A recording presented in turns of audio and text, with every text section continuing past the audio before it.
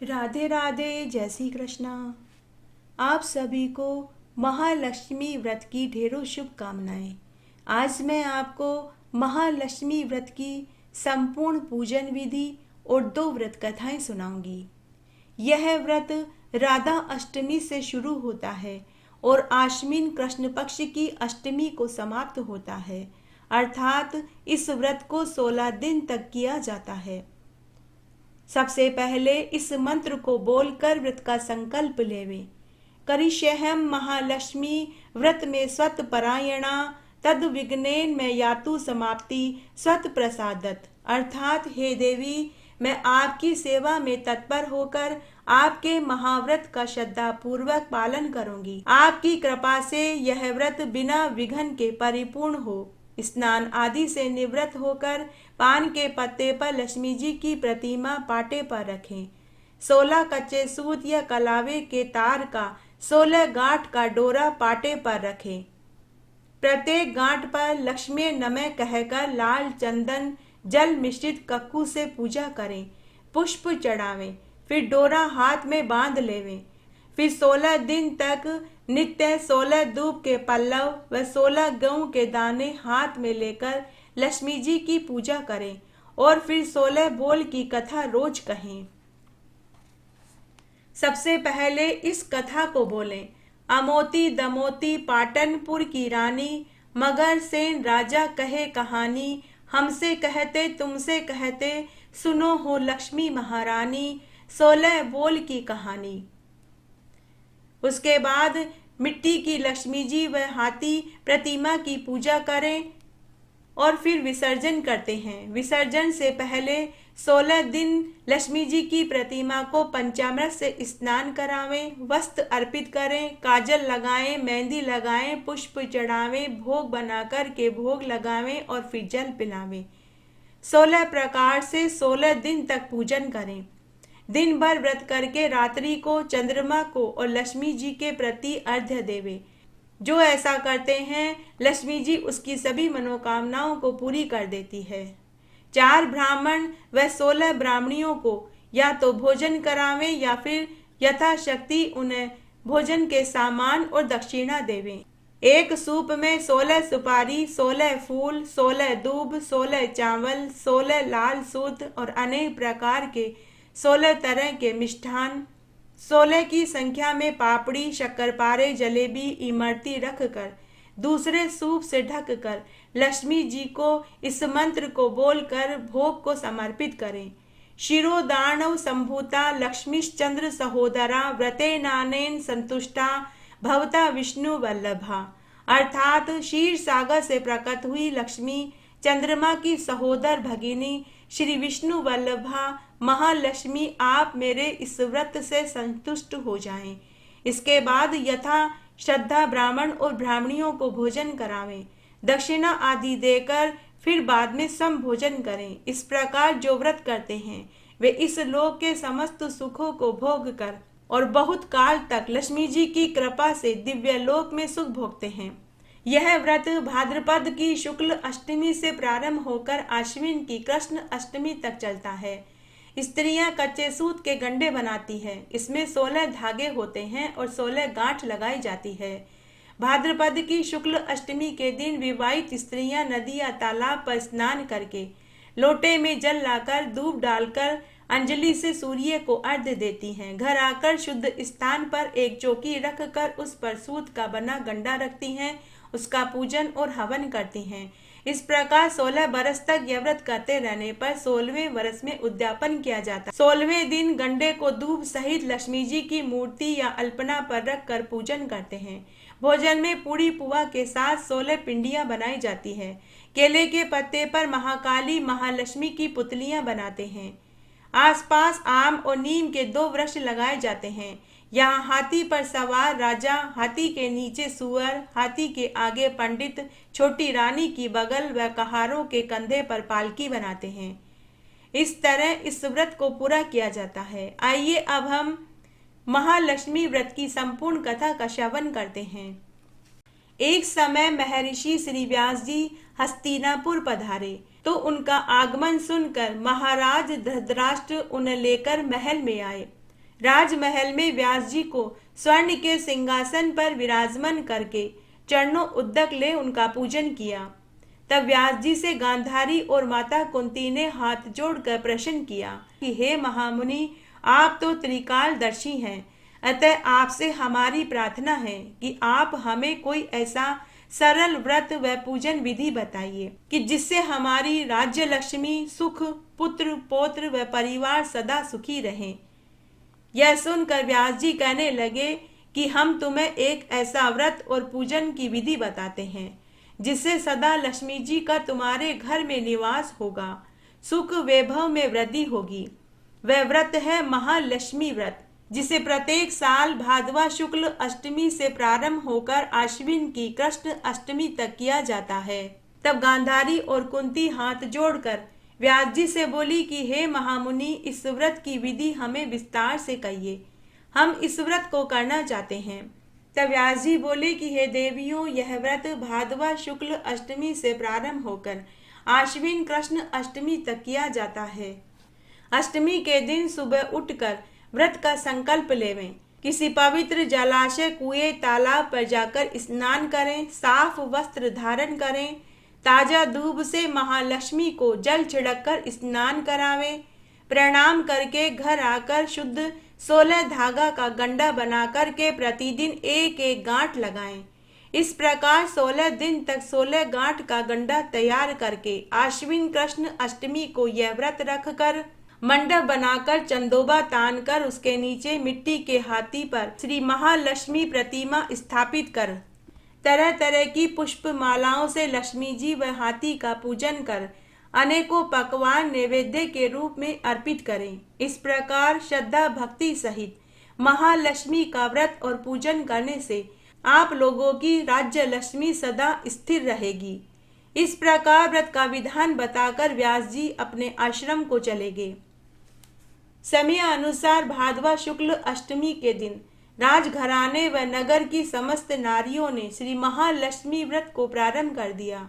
नगर की बहुत सी स्त्रियां गांधारी के पास मान प्रतिष्ठा हेतु व्रत का साथ देने लगी तथा कुछ स्त्रियां माता कुंती के साथ व्रत करने लगी। इस तरह गांधारी और कुंती दोनों में द्वेष भाव बढ़ गया। ऐसा होते होते जब व्रत के 15 दिन समाप्त होकर 16वें दिन आश्विन कृष्ण अष्टमी का दिन आया तो उस दिन प्रातः काल से ही नगर की स्त्रियों ने उत्सव मनाना शुरू कर दिया। नर नारी राजमहल में गांधारी के पास जाकर तरह तरह के महालक्ष्मी के मंडप और मिट्टी के हाथी बनाने लगी। सभा में बड़ी तैयारियां हो रही थी। गांधारी ने नगर की सभी प्रतिष्ठित स्त्रियों को पूजा के लिए बुलवाया, लेकिन कुंती को नहीं बुलाया और न ही उसे उत्सव में शामिल होने की कोई सूचना ही दी। गांधारी के राजमहल में तरह तरह के उत्सव हो रहे थे। वाद्य यंत्रों की गूंज उठ रही थी, भजन कीर्तन किए जा रहे थे। पूरी हस्तिनापुर में खुशियां मनाई जा रही थी, परंतु माता कुंती ने इसे अपना अपमान समझा, बड़ा रंज मनाया और व्रत की तैयारी भी नहीं करी। इतने में ही महाराज युधिष्ठिर, अर्जुन, भीम, नकुल, सहदेव पांचों पांडव उपस्थित हो गए। अपनी माता को दुखी देखकर अर्जुन ने कहा कि हे माता, आप इतनी दुखी क्यों हैं? क्या हम भी आपके दुख का कारण जान सकते हैं? अगर आप हमें अपना दुख बताएंगी तो शायद हम आपके दुख को दूर करने का कोई प्रयत्न करें। माता कुंती ने अर्जुन से कहा कि हे पुत्र, यह जाति अपमान है, इससे बढ़कर और दुख क्या हो सकता है। आज हमारे नगर में श्री महालक्ष्मी व्रत का उत्सव मनाया जा रहा है और उत्सव में राजरानी गांधारी ने नगर की सभी स्त्रियों को महल में बुलाया है, परंतु देश भावना के कारण उसने मुझे उत्सव में नहीं बुलाया। यह सुनकर अर्जुन ने अपनी माता से कहा कि हे माता, क्या यह पूजन सिर्फ दुर्योधन के महल में ही हो सकता है? क्या यह पूजा हम अपने महल में नहीं करवा सकते? तभी कुंती ने अर्जुन से कहा कि हे पुत्र, गांधारी इस पूजा की 15 दिन से तैयारी कर रही है। अब हमारे पास तो तैयारी करने का समय भी नहीं है। साथ ही गांधारी के 100 पुत्रों ने मिट्टी का एक विशाल हाथी तैयार करवाया है। ये इतना सारा कार्य हम इतने कम समय में कैसे कर पाएंगे, क्योंकि वे लोग 15 दिन से इस उत्सव की तैयारी कर रहे हैं। तब अर्जुन ने माता कुंती से कहा कि हे माता, आप पूजन की तैयारी करें और सारे नगर को बुलावा भेज दें। मैं आपके पूजन के लिए ऐसा हाथी बुला रहा हूँ जो इंद्रलोक में ऐरावत हाथी के नाम से जाना जाता है। आज मैं इंद्र के उस ऐरावत हाथी को बुला रहा हूँ। आप ऐरावत हाथी के पूजन की तैयारी कीजिए। यह सुनकर माता कुंती खुश हो गई। माता कुंती ने अपने सेवकों से पूरी नगरी में ये ढिंडोरा पिटवा दिया और पूजा की विशाल तैयारी करने लगी। तब अर्जुन ने इंद्रदेव को ऐरावत हाथी भेजने के लिए एक पत्र लिखा और एक दिव्य बाण बांधकर उसे धनुष पर रखकर इंद्रलोक की सभा में भेज दिया। तब इंद्रदेव ने अर्जुन के बाण से पत्र को खोलकर पढ़ा और आश्चर्य से अर्जुन को पुनः पत्र में लिखकर कहा कि हे पांडु नंदन, मैं ऐरावत हाथी को तो भेज दूंगा, परंतु वह इतनी जल्दी स्वर्ग से पृथ्वी पर कैसे उतर पाएगा। तुम शीघ्र इसका जवाब लिख कर भेजो। इंद्रदेव का पत्र पढ़कर अर्जुन ने पत्र में बाणों का मार्ग बना दिया और कहा कि आप इस मार्ग से हाथी को धरती पर भेज दीजिए। इंद्र ने सारथी मातिल को तुरंत आज्ञा दी कि ऐरावत को पूर्ण रूप से सजाकर तुरंत हस्तिनापुर में ले जाओ। तब महावत ने तरह तरह के साज सामान से ऐरावत को सजाया। देवलोक की अंबर झूल डाली गई, स्वर्ण की पालकी लगाई गई, रतन जड़ित स्वर्ण के घुंघरू हाथी के बांधे गए। इधर हस्तिना नगरी में ये शोर मच गया कि कुंती के घर इंद्र का ऐरावत हाथी स्वर्गलोक से पृथ्वी पर उतर रहा है। समाचार सुनकर हस्तिनापुर के सभी नर नारी, बालक और वृद्ध कुंती के महल की ओर दौड़ने लगे। उधर गांधारी के महल में भी यह सूचना पहुंच गई। देखते ही देखते नगर की सारी स्त्रियां पूजा थाली लेकर माता कुंती के महल की ओर दौड़ पड़ी। देखते ही देखते सारा भवन पूजन करने हेतु अनेक रंगों के चौक पुरवाकर नवीन रेशमी वस्त्र बिछवा दिए। हस्तिनापुर वासी तरह तरह के स्वागत की तैयारी में फूल, माला, अबीर, केसर हाथों में लिए पंक्तिबद्ध हाथ जोड़कर खड़े हो गए। इधर इंद्र की आज्ञा पाकर महावत ऐरावत हाथी को अर्जुन के बनाए हुए बाण के मार्ग से लेकर धीरे धीरे आकाश मार्ग से धरती पर उतरने लगा। ऐरावत हाथी के आभूषणों की और घुंघरुओं की ध्वनि नगरवासियों को आने लगी। जैसे ही ऐरावत हाथी के दर्शन हुए, हस्तिनापुर के समस्त नर नारी जय जयकार करने लगे। सायंकाल के समय ऐरावत हाथी माता कुंती के भवन में चौक में उतर आया। तब सभी नर नारियों ने पुष्पमाला, अबीर, केसर आदि चढ़ाकर ऐरावत हाथी का स्वागत किया। महाराज धौम्य पुरोहित द्वारा ऐरावत पर महालक्ष्मी जी की मूर्ति स्थापित करके वेद मंत्रों द्वारा पूजन किया गया। नगरवासियों ने भी लक्ष्मी पूजन का स्वागत करके ऐरावत हाथी की पूजा करी। फिर अनेक प्रकार के पकवान लेकर ऐरावत को खिलाए गए। ऊपर से यमुना जल पिलाया गया। फिर तरह तरह के पुष्पों की ऐरावत पर वर्षा की गई।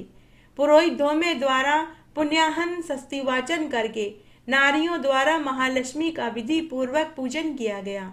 फिर व्रत के डोरे के गंडे में 16वीं गांठ लगाकर लक्ष्मी जी के सामने समर्पित किया गया। फिर ब्राह्मणों को पकवान, मेवा, मिठाई देकर भोजन की व्यवस्था की गई। फिर वस्त्र, द्रव्य, सुवर्ण, अन्न, आभूषण देकर नारियों ने महालक्ष्मी पर पुष्पांजलि अर्पित करी। उसके बाद धौम्य पुरोहित द्वारा महालक्ष्मी जी का विसर्जन किया गया। फिर नारियों ने ऐरावत को विदा कर इंद्रलोक की ओर भेज दिया। महाराज सूत जी ने कहा कि हे ऋषियों, इस प्रकार से जो स्त्री महालक्ष्मी जी का व्रत करती हैं, वह घर लक्ष्मी जी की कृपा से सदा धन धान्य व मांगलिक वस्तुओं से परिपूर्ण रहता है तथा सदैव सभी सुखों से भरपूर होकर आनंद मंगल करता है। बोलिए महालक्ष्मी माता की जय। आइए महालक्ष्मी जी की दूसरी कथा का श्रवण करते हैं। लक्ष्मीपुरा गांव में एक ब्राह्मण दंपति रहते थे। ब्राह्मण भगवान विष्णु का परम भक्त था। वह अपने 2 बच्चों के साथ रहता था। ब्राह्मण का नित्य का नियम था, वह रोज सुबह उठकर तालाब पर स्नान करता, पूजा पाठ किया करता था। भगवान विष्णु की स्तुति में कई घंटे मगन रहता था। उसकी पत्नी उसे घर पर पूजा पाठ करने नहीं देती थी। मंदिर में उसे विघ्न होता था, तो वह घने जंगल में पीपल के पेड़ के नीचे चबूतरे पर आलती पालती मांड कर बैठ जाता और वहीं बैठकर विष्णु भगवान की पूजा करता था। पूजा करते समय उसे किसी बात का ध्यान नहीं रहता था। आंधी तूफान, बरसात, तेज धूप, गर्मी, सर्दी का भी उसे एहसास नहीं होता था। उस जंगल में अनेक जंगली जानवर रहते थे, लेकिन वह उनकी भी परवाह नहीं करता था। बाहरी मौसम का उसके शरीर पर कोई प्रभाव नहीं पड़ता था। इस तरह कई बरस बीत गए। वह अपने यजमानों के यहाँ पूजा पाठ यज्ञ हवन करता था। बदले में वे उसे अन्न वस्त्र रुपया देते, लेकिन वह उसके परिवार के लिए पूरा नहीं पड़ता था। वह अपनी पत्नी व 2 बच्चों को दोनों वक्त की रोटी नहीं खिला पाता था। तब एक दिन ब्राह्मण की पूजा पाठ से विष्णु भगवान का सिंहासन डोल पड़ा। तब सभी देवी देवता, ब्रह्मा जी और नारद मुनि विष्णु भगवान के पास गए और बोले कि हे प्रभु, मृत्यु लोक में एक ब्राह्मण है। वह हर मौसम की मार झेलता हुआ आपके नाम का जाप करता है। आपको उसकी मदद करनी ही चाहिए। तब भगवान विष्णु ने सभी देवी देवताओं को आश्वासन दिया। उसके बाद सभी देवी देवता पुनः अपने अपने लोक को चले गए। तब एक दिन वह ब्राह्मण उसी जंगल में विष्णु भगवान की पूजा कर रहा था, मंत्रों का जाप कर रहा था। तभी भगवान विष्णु ने साक्षात ब्राह्मण को दर्शन दिए और वर मांगने को कहा। ब्राह्मण अपने सामने विष्णु भगवान को देखकर नतमस्तक हो गया और बोला कि हे पीतांबर धारी, हे शंख चक्र पद्म धारी, आपके दर्शन पाकर मैं धन्य हो गया। हे प्रभु, आप मेरी पीड़ा से अवगत हैं। हे नाथ, आप मेरी गरीबी को दूर करने का उपाय बताइए। तब भगवान विष्णु ने कहा कि हे वत्स, तुम्हारे गांव में विष्णु मंदिर के सामने एक गौशाला है। मेरी पत्नी लक्ष्मी रोज तड़के 4 बजे गायों की सेवा टहल करने आती है। गायों को हरा हरा चारा खिलाती है, उनके स्थान की सफाई करती है, गोबर पोटे उठाती है और कंडे बनाती है। जब देवी लक्ष्मी अपना काम करके जाने लगे तब तुम उनके पांव पकड़ लेना, वही तुम्हारी गरीबी दूर करने का उपाय बताएगी। ऐसा कहकर विष्णु भगवान अंतर्ध्यान हो गए। तब दूसरे दिन ब्राह्मण 4 बजने से पहले ही विष्णु मंदिर के चबूतरे पर कंबल ओढ़ कर बैठ गया। थोड़ी देर के बाद माता लक्ष्मी गौशाला में आई। उन्होंने गायों की सेवा टहल करी, अपने हाथ से उन्हें चारा खिलाया, गायों के स्थान की सफाई करी, गोबर पोटे उठाए, कंडे उठाए और झाड़ू लगाई। सारा कार्य करके जब माता लक्ष्मी जाने लगी तो ब्राह्मण ने माता लक्ष्मी के पांव पकड़ लिए।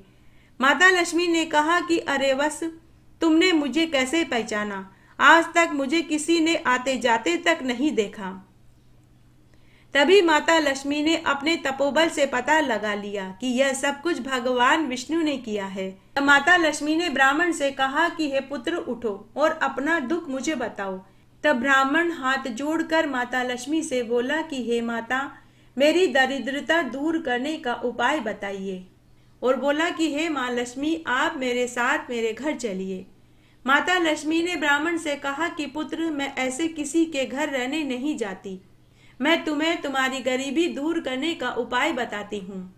तुम भादवा मास के शुक्ल पक्ष की अष्टमी से लगातार 16 दिन तक मेरी पूजा करना। सुबह शाम आरती करना, सुबह शाम भोग लगा कर के भोग चढ़ाना, 16 दिन तक व्रत करना और रोज चंद्रमा को अर्घ्य देकर व्रत खोलना। 16वें दिन जब तुम व्रत करोगे और चंद्रमा को अर्घ्य दोगे तब उत्तर दिशा की ओर मुख करके मुझे आवाज लगाना, मैं तेरे घर आ जाऊंगी। और फिर तथास्तु कहकर माता लक्ष्मी अंतर्ध्यान हो गई। जैसा माता लक्ष्मी ने कहा, ब्राह्मण दंपति ने वैसा ही किया। 16वें दिन रात्रि में चंद्रमा को अर्घ्य देकर उत्तर दिशा की ओर मुख करके माता लक्ष्मी की जय, माता लक्ष्मी की जय बोलने लगा।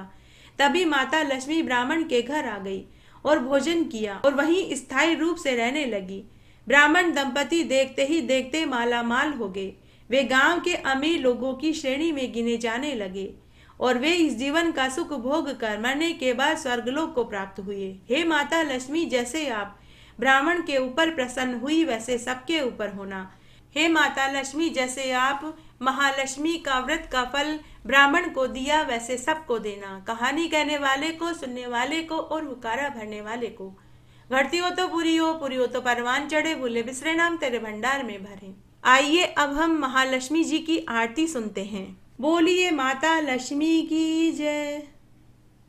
ओम जय लक्ष्मी माता, मैया जय लक्ष्मी माता, तुमको निस दिन सेवत हरि विष्णु विधाता। ओम जय लक्ष्मी माता, उमा रमा ब्रह्माणी, तुम सब जग की माता। मैया तुम सब जग की माता।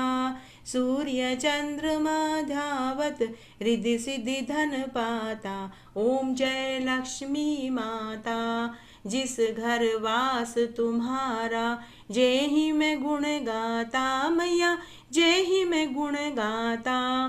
कर न सके सो कर ले, कर न सके सो कर ले, मन नहीं घबराता। ओम जय लक्ष्मी माता, तुम पाताल निवासनी, तुम हो शुभ दाता। मैया तुम हो शुभ दाता। कर्म प्रभाव प्रकाशिनी, भवनिधि की त्राता। ओम जय लक्ष्मी माता, तुम बिन प्रकट होवे, वस्त्र नहीं पाता। मैया वस्त्र नहीं पाता। खान पान का वैभव, तुम बिन नहीं पाता। ओम जय लक्ष्मी माता, शुभ गुण मंदिर सुंदर, शिरोधति जाता। मैया शिरोधति जाता। रतन चतुर्दश तुम बिन कोई नहीं पाता। ओम जय लक्ष्मी माता, आरती लक्ष्मी जी की जो कोई नर गाता। मैया जो कोई नर गाता, उर आनंद समाता, पाप उतर जाता। ओम जय लक्ष्मी माता, स्थिर चर जगत बचावे, शुभ कर्म नर लाता। मैया शुभ कर्म नर लाता। राम प्रताप मैया की शुभ दृष्टि चाहता। ओम जय लक्ष्मी माता, ओम जय लक्ष्मी माता, मैया जय लक्ष्मी माता, तुमको निस दिन सेवत हर विष्णु विधाता। ओम जय लक्ष्मी माता। आइए अब हम जगदीश भगवान की आरती बोलते हैं।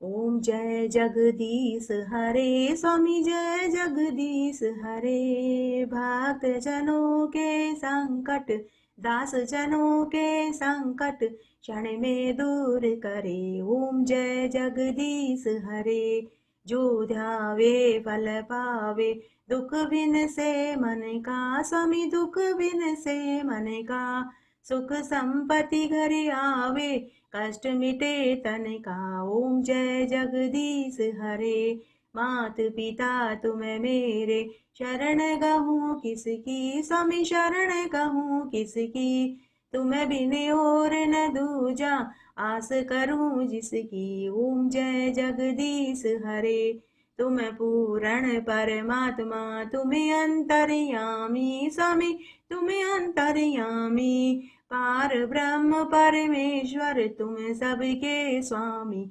ओम जय जगदीश हरे, तुम करुणा के सागर, तुम पालन करता। स्वामी तुम पालन करता, मैं मूरख खल कामी, कृपा करो भरता। ओम जय जगदीश हरे, तुम हो एक अगोचर, सबके प्राणपति। स्वामी सबके प्राणपति, किस विध मिलूं दया मैं, तुमको मैं कुमति। ओम जय जगदीश हरे, दीन बंधु दुख हरता, तुम ठाकुर मेरे। स्वामी तुम रक्षक मेरे, अपने हाथ उठाओ, चरण पड़ा तेरे। ओम जय जगदीश हरे, विषय विकार मिटाओ, पाप हरो देवा। स्वामी पाप हरो देवा, श्रद्धा भक्ति बढ़ाओ, संतन की सेवा। ओम जय जगदीश हरे, ओम जगदीश जी की आरती जो कोई जन गावे। स्वामी जो कोई जन गावे। कहत शिवानंद स्वामी, मन वांछित फल पावे। ओम जय जगदीश हरे। बोलिए विष्णु भगवान की जय, माता लक्ष्मी की जय। इस तरह आज हमने महालक्ष्मी व्रत की पूजन विधि सुनी, 2 कहानियाँ सुनी और आरती सुनी। आशा करती हूँ आपको कथा, आरती और पूजन विधि सुनकर जरूर मदद मिलेगी और इसका संपूर्ण फल प्राप्त होगा। इसी शुभकामना को ध्यान में रखते हुए आइए अब हम कथा का विसर्जन करते हैं। आशा करती हूँ आप आगे भी हमेशा मेरे साथ इसी तरह बने रहेंगे। धन्यवाद।